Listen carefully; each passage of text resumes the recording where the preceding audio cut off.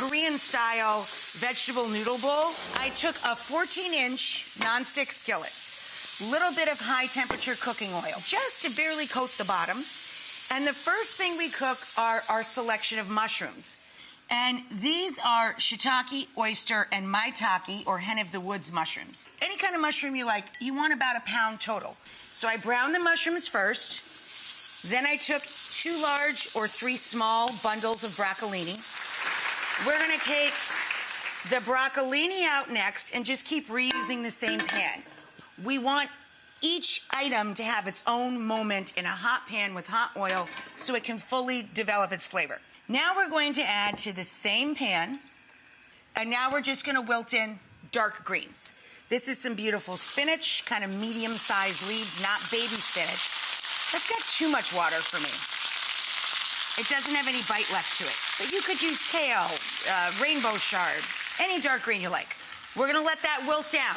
Once this guy wilts down, that comes out, and so on and so on. Let's build the sauce.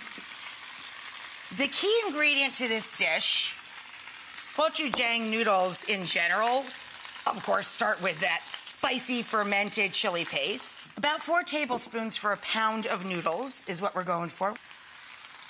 2 tablespoons of soy sauce or dark soy sauce. 2 tablespoons of rice wine vinegar splashed in. And then 1 tablespoon of toasted sesame oil, dark toasted sesame oil. And about a tablespoon of superfine sugar or a big squish of honey.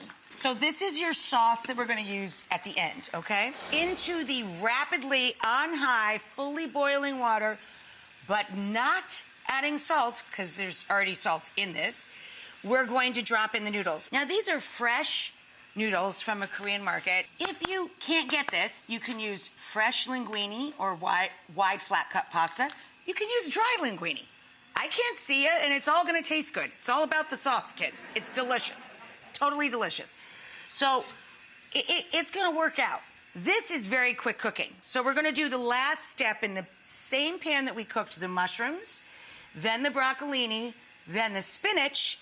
We're now going to add a couple of bunches of scallions, but leave them in chunks, big bite-sized pieces. And we're gonna let these guys char. Same thing we did with the other veg. High temperature cooking oil, high temperature pan, but non-stick skillet, and let them get a little color on it, okay? Why am I using a non-stick skillet? Well, so when I go like this, it weighs less than my large cast iron skillet. Either one will work. The very last thing I put in are a couple of chilies, 1 sweet heat, a Fresno chili, a jalapeno pepper, or a serrano pepper. The ginger, I just took a big fat chunk about 2 inches long and I made matchsticks because I love a giant, big presence of ginger in my dish. So I'm gonna do this. If you wanna dial that back, you can grate or paste the ginger. I also like big, strong garlic flavor. So I took 4 cloves of garlic and crushed them. Again, I want pieces of garlic in my dish because I love the flavor.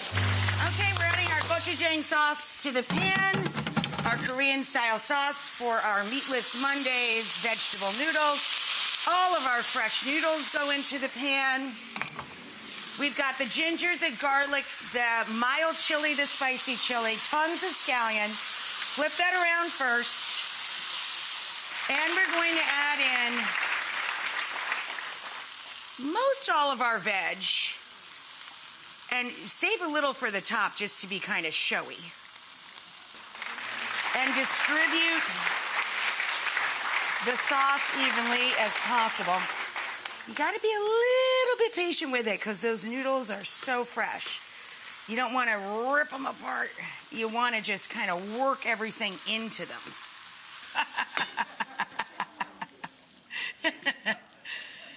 Okay, there we go.